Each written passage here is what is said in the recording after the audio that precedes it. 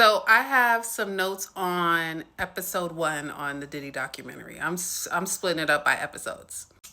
So I think we all can agree that Diddy is some kind of sociopath, right?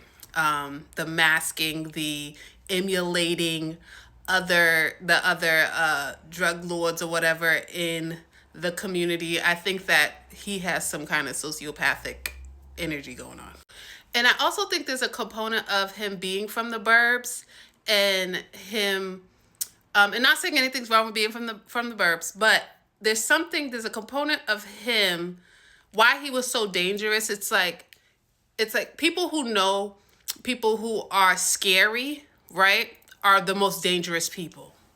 In the hood, people who are scary are the most dangerous people because they're not people who were they're not from that neighborhood. They're just there, right? They don't know how to maneuver certain situations, so they might pull the pew pew because they don't know how to really deal with the things that we deal with in the hood on a regular basis.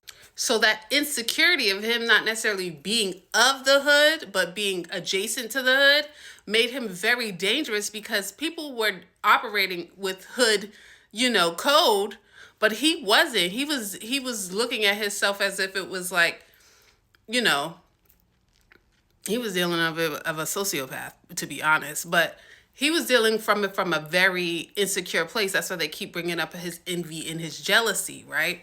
Not understanding that these are people that are products of the environment, but there is still a code. He's taken it too far.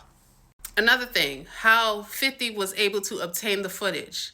I'm questioning because there is a pattern of him wanting to video his victims. I'm questioning if this footage was able to be leaked or released or he didn't do his due diligence on purpose. We're dealing with a sociopath, right? I think that maybe he's getting his rocks off with this information getting out. Don't quote me on that, but there's something about it that's like all these years, there's all this footage, and now he's getting sloppy.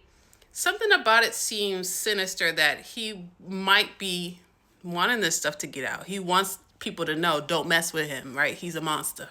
He has a kink about videoing his victims. They also talk about envy a lot, like how he was very envious. I don't think he was envious of people's success because they kept saying he's envious of people's success.